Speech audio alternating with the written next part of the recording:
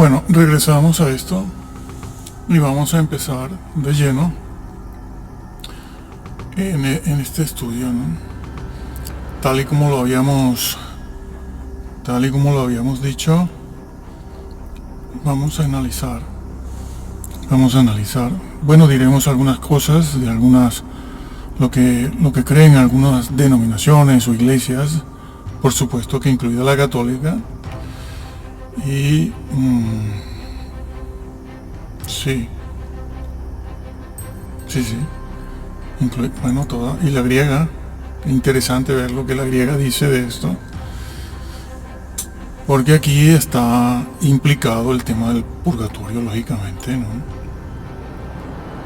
Está implicado, así que nosotros, como estamos viendo, lo tengo aquí, creo que sí, que se ve bien, es perfecto esto.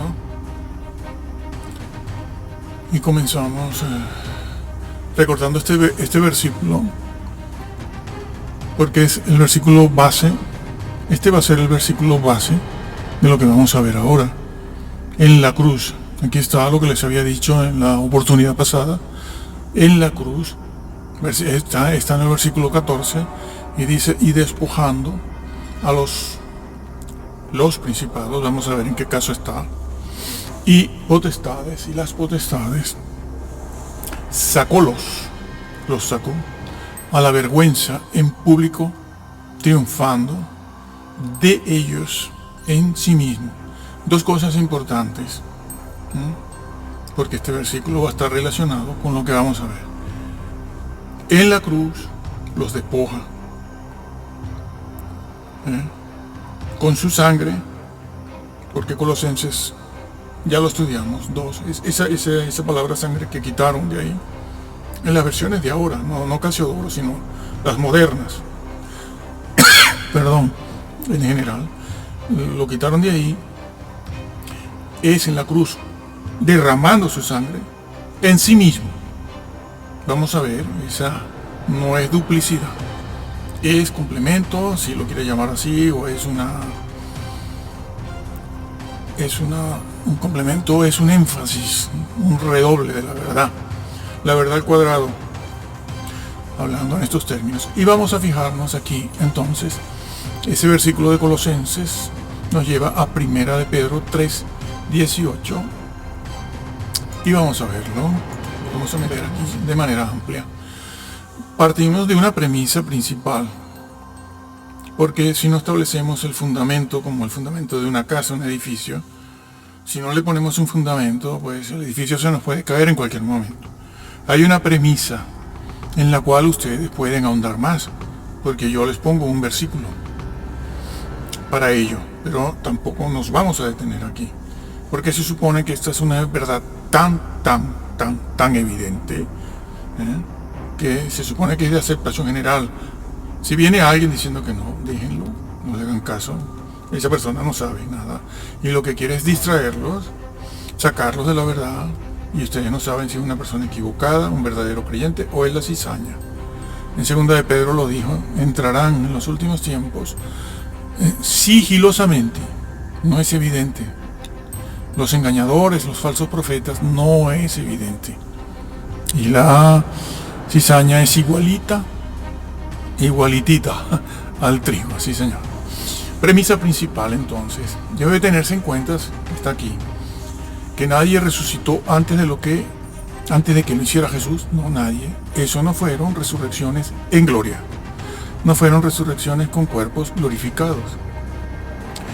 Hay quien, para estos casos, como el de Lázaro de 4 días, un muerto de 4 días, o como en el caso del hijo de la viuda de Naín, o el caso, cualquier otro caso, incluso en el Antiguo Testamento, como el hijo de la viuda de Sarepta. Esos son resucitaciones. Hay quien le pone ese nombre, bueno, está bien, para distinguir esos casos de la resurrección en gloria. Nadie resucitó en gloria antes de Jesús. Nadie. Partimos de esa base. Esto sería, afirmar que sí, sería, como se ha escrito aquí, además de una herejía volver a glorificar a Jesús, quitándole sus triunfos, que es o lo que ignoran muchos, o lo que tergiversan otros, o lo que otros sienten como una desidia. Dice, bueno, pero yo ya no importa lo que tú creas en eso, tú eres salvo. No, darás cuenta de tu doctrina. Por tus palabras serás justificado, es decir, tu doctrina, o por tus palabras serás condenado.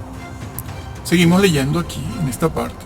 Pues Jesús es, aquí está la frase, es primicia de los que durmieron, de los que murieron, primicias en que en la resurrección. Tienen aquí algunos versículos, pueden buscar otros, ¿no? El primogénito, el primero en todo. Jesús es el primero en todo. Y en Apocalipsis 1, cuando se le revela a Juan en la isla de Patmos, él llega a decir allí en el capítulo 1, dice, yo soy el alfa y el omega, el principio y el fin. El todopoderoso. Lo dice él mismo. El todopoderoso. Que en un debate que ya hace muchos, hace como 2 décadas o más, fue un debate con un testigo de Jehová con este versículo. Y fue capaz de negar y decir que no era todopoderoso. Cierra la Biblia, vámonos. No, así no se puede. No pierda el tiempo con esas personas. Bueno, allí en Apocalipsis, el Señor lo dice, yo soy el alfa y el omega, el principio y el fin. Estuve muerto, pero ahora vivo y vendré. Soy el todopoderoso. El alfa y el omega se utiliza principio y fin. Está en Génesis 1, sí señor. En hebreo también se utiliza para decir que Jesús lo contiene todo, así como entre el alfa, la A, alfa y omega, la. Bueno, en el alfabeto griego, omega, es la última. La nuestra sería la Z, entre la primera letra del abecedario y la última están todas las demás letras, todas las demás, todas. Están todas las demás y están todas las demás contenidas dentro de la primera y la última.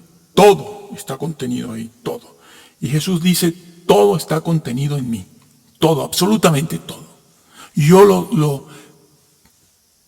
Porque Jesús es el arquetipo de toda la creación. En Él reside el modelo, para decirlo de esta manera, el modelo de cada cosa creada. Esa es la grandeza, no solo de su persona como Hijo de Dios, en su deidad, sino la grandeza del hombre Jesús, del Hijo de Dios humanado, asumiendo naturaleza humana. Es la grandeza. No podemos, porque ese versículo nos va a llevar al Hades. Por eso lo estamos viendo, porque ahí más adelante el versículo, creo, 18, lo dice. 1:18 dice, yo tengo las llaves de la muerte y el Hades. ¿Cómo las consiguió? Dios lo puede todo, es Dios quien tiene, hombre, claro, por supuesto, todo. No, la tiene como hombre. La ganó allí donde estamos diciendo, en la cruz, que estamos analizando, a entrar a analizar eso. Y ya lo estamos haciendo. Yo tengo las llaves, la gané. Gané estas llaves, que son las de la muerte y la del Hades. El Hades. Entonces, y justo antes de decir eso, las ganó yendo al Hades, y estamos viendo eso, ha dicho, yo lo contengo todo. Yo lo soy todo. Como dice también otro versículo, el Padre, Dios el Padre, lo encerró todo en su Hijo, para que aquí nadie venga con cacareos. Por Dios. Aquí nadie va a venir con cacareos, que yo fui el que hice esto, yo fui el que hice lo otro, yo fui el que perdoné pecados a este señor, al otro. No, de eso nada. De eso nada. La Iglesia de Roma. La Iglesia de Roma no puede perdonar pecados. Y ya saben que aquí no favorecemos a nadie, ni a los católicos, ni a los ruselistas, testigos de no sé de quién, ni a los adventistas y tampoco ni a Lutero ni a Calvino, porque decimos la verdad, para que usted sepa lo que debe creer y no tenga excusas en aquel día. Digo, es que nadie decía. Entonces, Tenemos que tener como premisa eso, que Jesús lo encierra todo, Jesús lo es todo. Y nadie resucitó antes que Él, en cuerpo de gloria, glorificado, eterno, porque es un cuerpo para la eternidad, como el de Él mismo. Fue Él el que lo ganó. Y es un absurdo decir que antes que Él resucitara, resucitaron otros. Pero si Jesús todavía no lo ha hecho. Entonces, nadie resucitó antes que Él. Así que no pudo haberlos resucitado y enviados al reino celestial. Hijo de la viuda, bueno, son los casos que le mencioné hace un momento. Bueno, seguimos aquí en esto. Partimos entonces de esa base y vamos a ver el versículo en detalle. Primero de Pedro 3:18, y esos son vocablos griegos, pero usted no se preocupe si no sabe griego, porque nosotros se lo ponemos a la altura suya. Aquí no estamos estudiando filología griega, simplemente estamos viendo la palabra de Dios. Y por poco que bueno, todos ustedes son estudiados, ustedes sí lo ponemos a la altura suya, hermano. Y esto es lo que se dice, habiendo sido muerto, palabra muerto, de hecho, a carne, no tiene el artículo, va sin artículo, ya se lo pondremos nosotros, habiendo sido hecho vivo, pero a espíritu. Bueno, en primer lugar entonces tenemos aquí esta tanatoseis, bueno, eso es como una seta, ¿no? Ahí, de donde viene nuestra palabra tanatorio, sí. Eso es un verbo, no es el sustantivo, muerto, el muerto. Artículo, muerto es un sustantivo. No, esto es está funcionando como verbo, matar, ya está. Morido no, no se puede poner así porque es mal castellano. Eso es un verbo, como lo tienen ahí, eso es un participio pasivo. Sí, lo mataron, a Jesús lo mataron. Y es un participio pasivo perfecto que habla de una acción que se hizo completa, que se completó en el pasado y sus resultados todavía perduran. Así, a grosso modo. Ya pueden ustedes buscar después un poco más en todos los libros, manuales, etc. Bueno, habiendo sido muerto, sí, es correcto. Nosotros diremos, como está puesto en nuestra traducción, habiendo muerto, bueno, lo mataron, porque la palabra creo que está ahí, sí, la estáis viendo aquí, se traduce con el verbo matar, sí. Hay un par de ejemplos ahí, ahora no los vemos estos, pero ustedes tienen estos ejemplos ahí. Habiendo muerto, es esta palabra, la que yo les dije, ¿no? De aquí viene nuestro vocablo tanatorio. Bueno, aquí tienen una prueba de que muchos vocablos en castellano proceden tanto del latín como del griego. Tanatorio, hacer morir. Y esto lo que quiere decir es que su muerte fue real. Murió. El hecho se dio. No quedó medio muerto, no, es muerto total. Y lo va a reafirmar con esta partícula que tienen aquí. Esta partícula, está la flecha ahí. Bueno, se puede hacer esto a lo mejor, ¿no? ¿Dónde está? Miren, esta partícula que está aquí. Es una partícula que significa eso. De hecho, verdaderamente. Aquí lo han puesto como murió de hecho, es un hecho real. Es que esta partícula tiene completa actualidad, verdaderamente. Es una partícula que sirve para enfatizar algo, que lo va a hacer más adelante ahora con la otra partícula, pero creo que está por ahí, es esta partícula que está aquí. Son dos partículas, sobre todo esta, que se utiliza para enfatizar aquello de lo que se viene hablando. Vamos a ver de qué se viene hablando. Pero ya lo viene haciendo con esta partícula que serviría también para eso, y de hecho sirve. Verdaderamente, de hecho. Contraste entre dos realidades. La realidad entre que fue muerto, estuvo muerto de verdad, lo mataron de verdad y murió de verdad. Y el hecho del cual va a hablar ahora posteriormente, que es que siguió vivo, pero siguió vivo. ¿Cuántas iglesias y denominaciones tergiversan la realidad no solo del infierno, sino de la supervivencia del espíritu después de esta vida?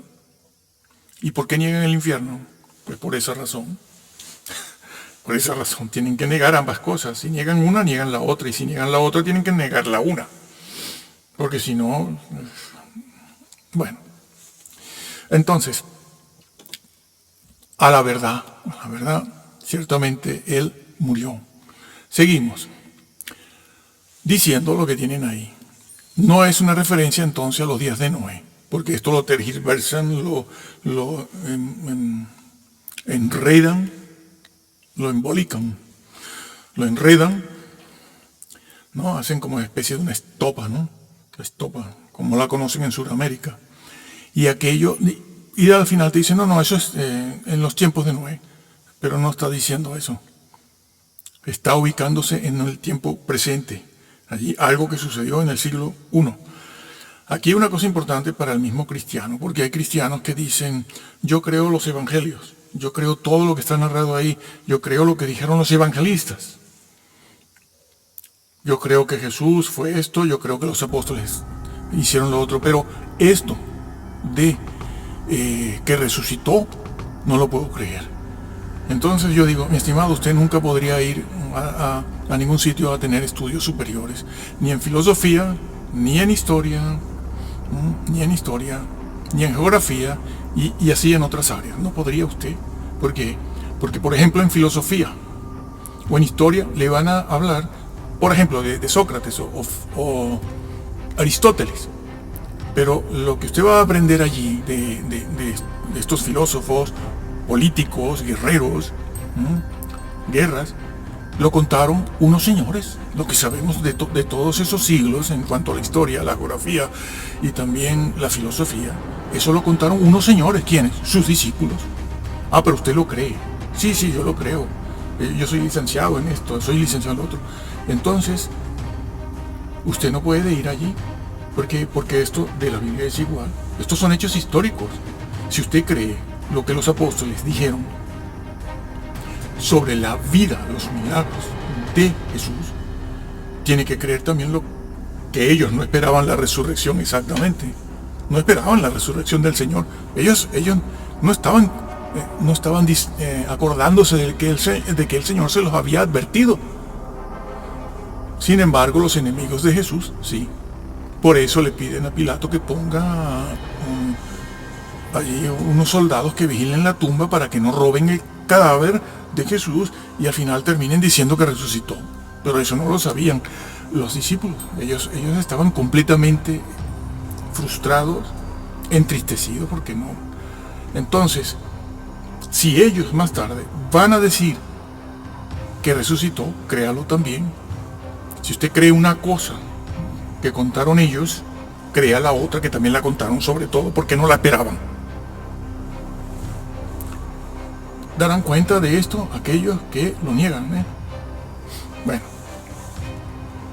entonces ciertamente enfatiza el escritor aquí, Pedro dice, no, es que él murió de verdad, verdaderamente, y murió, dice, ¿cómo? A la carne. La conocida palabra sarx que usa mucho Pablo. Pero no es morir, no hay que confundir aquí la gramática ni el griego. Esto es un dativo, como un complemento indirecto. Esto es un dativo, como un complemento indirecto. Bueno, pero la acción de todas maneras recae, está recayendo sobre la carne. Murió, es matar, lo mataron. Esa es la acción. El sujeto es Jesús. Y esa acción de matar a Jesús, ¿sobre qué recae? Sobre su carne, solamente. Lo está diciendo. No sobre todo su ser. Porque va a hacer el contraste diciendo, pero el espíritu sigue vivo. que de eso vamos a hablar ahora. Y entonces el escritor dice, él muere a la carne.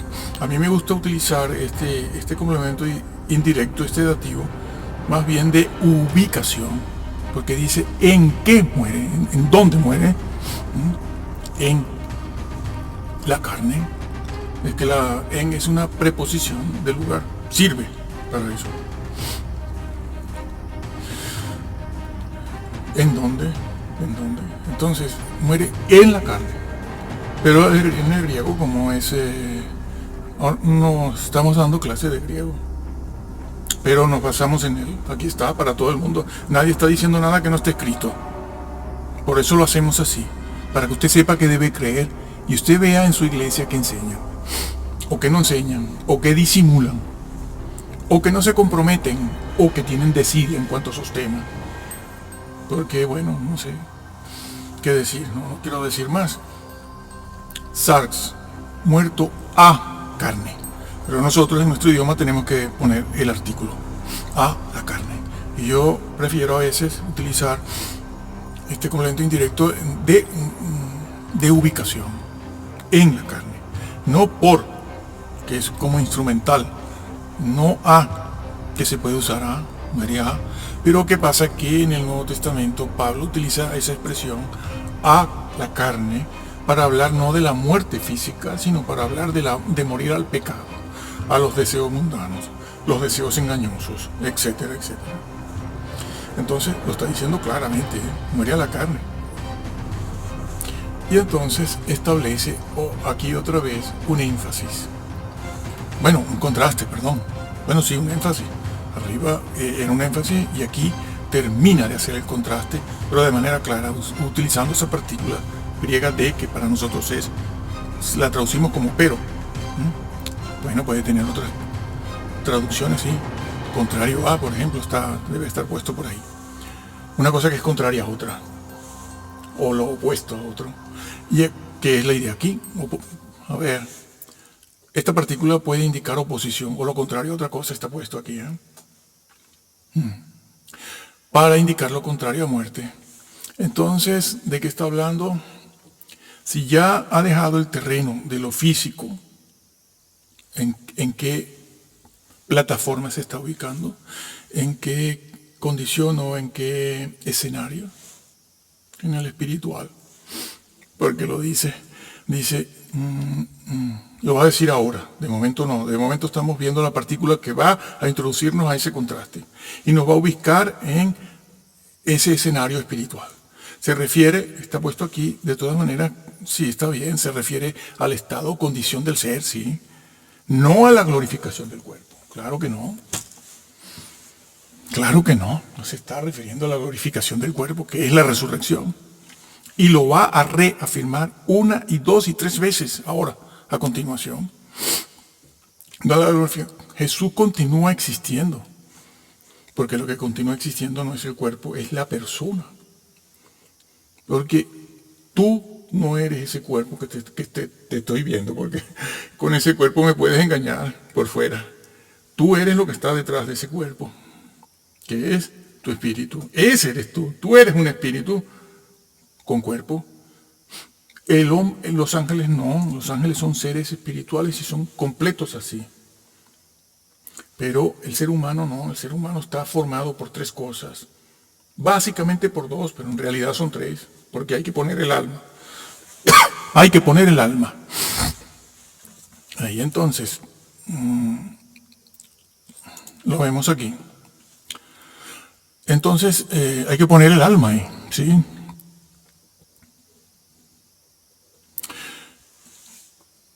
Jesús continúa existiendo, ¿por qué? Porque Él es un ser, Él es un hombre. Y aquí hay que decir algo. Bueno, lo decimos ahora a continuación mejor. No está puesto aquí. Él está consciente de sí mismo. ¿Esto va contra quiénes?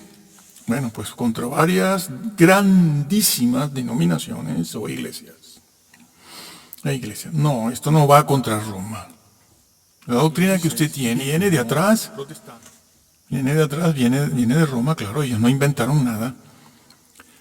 Incluso los que crearon todas esas doctrinas, muchas de ellas, Lo hicieron los que vinieron después, en el siglo XVII, XVIII, XIX, y no te digo el XX.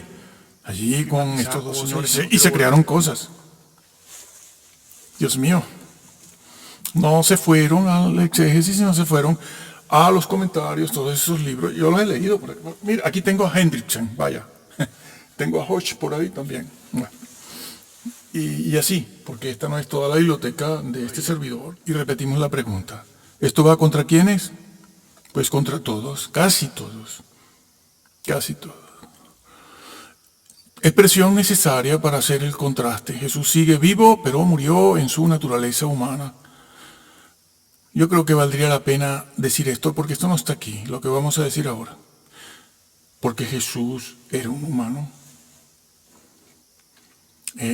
No. Eso ha sido otra herejía que han enseñado por ahí. Jesús era perfecto en su humanidad, por eso él no sufría enfermedades. Y por eso él pudo también, ese versículo que dice, por su llaga fuimos sanados. Son dos, en Isaías está también. Y está dicho creo que por Pedro precisamente. Por sus llagas fuimos sanados. Claro, podemos ser sanados porque su humanidad era perfecta. Y él muere por eso también. Por el pecado y por nuestra salud física. Pero no entramos en esos temas ahora. Lo han negado, ya lo sé. El famoso cesacionismo. Aquí lo sabemos bien. Jesús sigue vivo, pero murió en su naturaleza humana. Retomo esta idea. Él muere. Claro, ese es otro error que desglorifica al hombre Jesús, al Redentor. Porque algunos dicen, bueno, ¿y cómo fue que salió del cuerpo? Pero si es Dios, es un hombre. Como si Dios mismo sale del cuerpo, deja a Jesús en la tumba, y le dice, a ver Jesús, quédate ahí que yo voy a descender abajo, como si hubieran dos personas ahí. Y no hay dos personas, hay una. Cuando Jesús desciende al Hades, lo hace como la persona de Jesús, que tiene naturaleza humana también. Y lo que queda allí muerto es claro, están creando dos personas. La persona del Hijo de Dios que baja al Hades. ¿Y qué va a mostrar en el Hades? ¿Cuál victoria va a mostrar en el Hades? ¿Cuál? Si el que ha vencido a Satanás y su imperio es un hombre. Por Dios. No, el que sale de allí y baja, y el que más tarde va a resucitar, es el Hijo de Dios con todita su naturaleza humana. Entonces, su naturaleza humana no estaba sujeta a pecado. Ya eso lo hemos explicado, no volvemos otra vez a eso. Pecado de omisión, comisión, inclinación, intención. Volveremos a eso más adelante cuando tengamos que ver aquello que está en Hebreos, cuando se dice que tal sumo sacerdote nos convenía. Santo, sí, pero hay otra palabra que está ahí, que dice inocente y sin mancha. ¿Eso qué es? Dios mío. Si no toman en cuenta esto, pues terminan diciendo que el Señor era tentable. Y siempre decimos lo mismo, Señor, no le des mucha fuerza a Satanás, porque como nos tiente al pobre Señor, que puede caer, pues agárrate este universo, no sé, todito para el infierno, vaya. Él era mortal, era perfecto. Además, no llegó a ver la corrupción. Esto es importante. Pero vamos a pasar a lo que sigue. Vivo. Vivificado a espíritu. Eso ya lo vimos. Y lo estamos viendo otra vez aquí. Vivificado a espíritu. Muerto a carne. Vivificado a espíritu. Eso es un participio también. El anterior también era participio. No lo dije, pero es un participio. No, sí lo dije, ¿no? Y este también es un participio pasivo, y aquí es vivificado a espíritu, es decir, en el espíritu. Está hablando de la ubicuidad. No se utiliza como instrumental. O sea, vivificado por el Espíritu Santo. Vivificado. El Espíritu Santo no vivifica a un espíritu de muerto. En el sentido ese, en el sentido ese. No se usa como instrumento, sino Él, el Señor, sigue vivo, vivificado, dar vida. Y entonces aquí vienen y dicen, no, eso es resucitar. Lo resucitó. Resucitar, sí. Pero está empleando el vocablo espíritu. No se resucita en el espíritu. La palabra resurrección se utiliza para el cuerpo. Para el cuerpo, no para la resurrección. Se resucita en un cuerpo glorificado. Glorificado, claro. Glorificado. Vamos a ver qué más se ha puesto aquí. Bueno, eso. Sí, eso. Glorificado, en un cuerpo glorificado. Sí, está puesto ahí. Ojo, porque la resurrección es en la carne, no en el espíritu. Pero resulta que ahora todo lo que viene a continuación lo va a reafirmar. Que Él sigue vivo. Por eso la mayor parte de las traducciones ponen vivificado en espíritu, no ponen en la carne. Bueno, veremos leyendo esos versículos que van a reafirmar que Él fue vivificado, es decir, sigue vivo en el espíritu. Aquí está el vocablo espíritu, lo vemos. Es ese vocablo que tenemos aquí,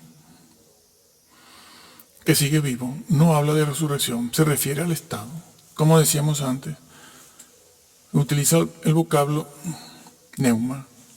Bueno, creo que neumático viene de aquí, de este vocablo, por el aire, porque el espíritu sopla de donde quiere, sopla como el aire, ¿no? Neumático porque se infla, algo que se hincha con aire, a espíritus. Entonces sigue emplazado en ese estado, en esa condición del ser que es espiritual, como va a corroborarlo ahora a continuación. Y no es por el Espíritu Santo aquí no se dice que está interviniendo para que siga vivo. Vive de por sí porque esa es la condición estructural del ser humano. El ser humano muere, pero sigue vivo en su espíritu. Eso Dios lo ha hecho así. Bueno, pero aquí hay una aclaración, ¿no? En la resurrección, sí intervino en la resurrección del Señor, que va a ocurrir después de 3 días. Sí va a intervenir el Espíritu Santo.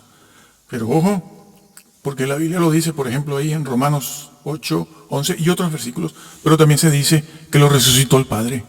Y entonces, claro, quienes no entienden la deidad, dicen, bueno, pero ¿quién lo resucitó? ¿Fue el Padre o fue el Espíritu? Y después a lo mejor hay otro versículo donde dice que el Señor tomó su propia vida de nuevo. Él la pone y Él la toma. Y entonces dicen esto, la Biblia se contradice. La Biblia se contradice. Y se van al mundo, pero siguen en la iglesia. Dice, esto no hay quien lo entienda. Digo, no lo entiendes porque tú no estudias.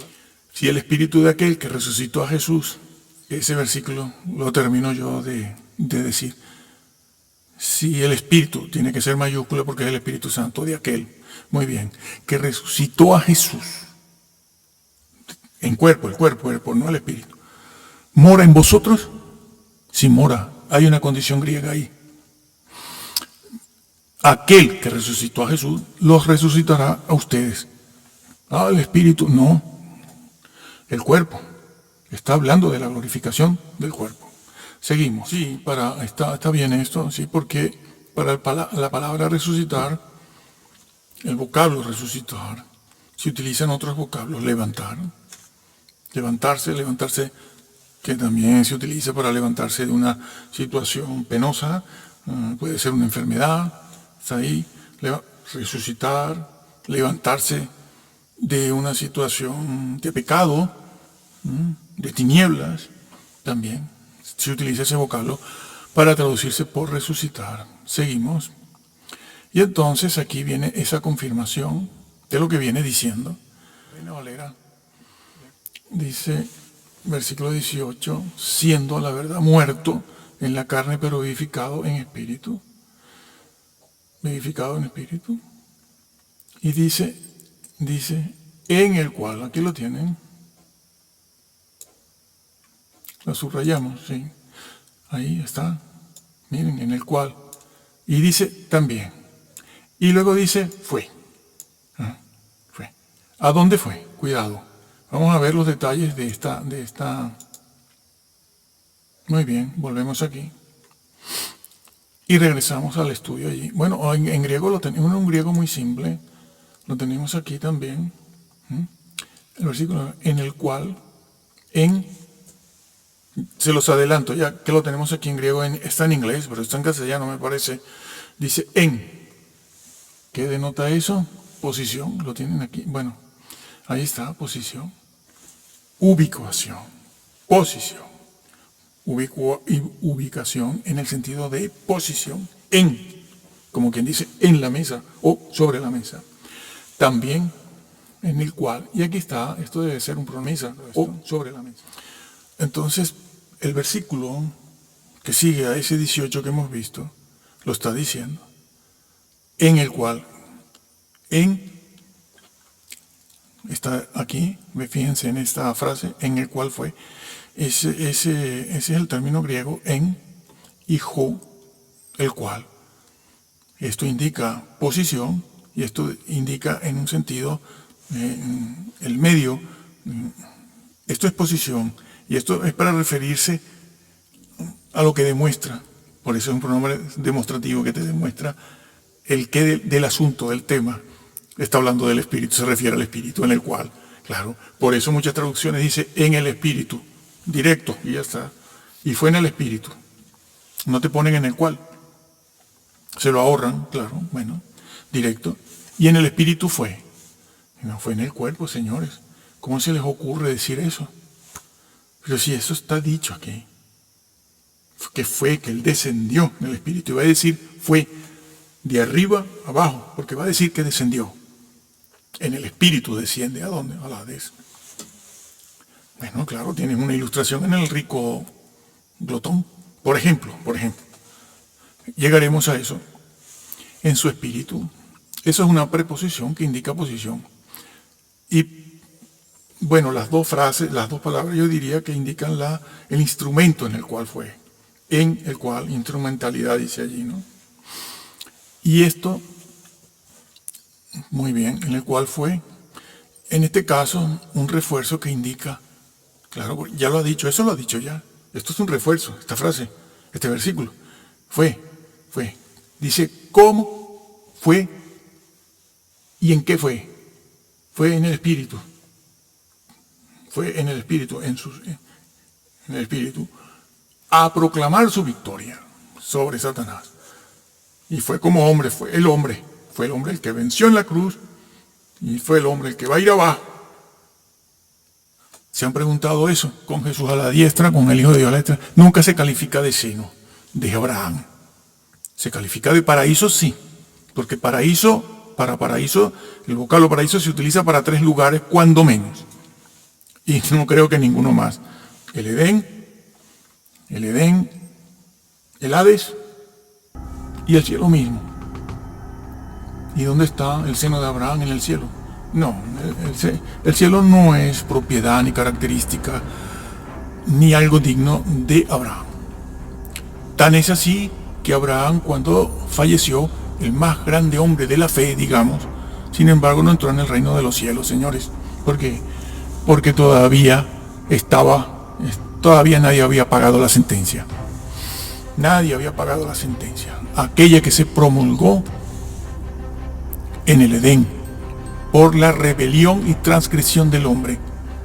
No fue una ignorancia, fue una decisión firme, a cara abierta, delante de Dios. Yo decido esto. Muy bien. Así que a mí me deja tranquilo. ¿Y qué hizo Dios? Le dijo, sí, yo te voy a dejar tranquilo, fuera del Edén. Sin santidad nadie verá a Dios. Que lo cambian. Sin amor nadie verá a Dios. No. Sin fe nadie verá a Dios. No. Sin santidad. Entonces, él bajó como hombre al seno de Abraham. El seno de Abraham no está en el reino de los cielos. Allí está Dios el Padre. Y lo encerró, bueno, lo que decíamos antes, lo encerró todo en sí mismo.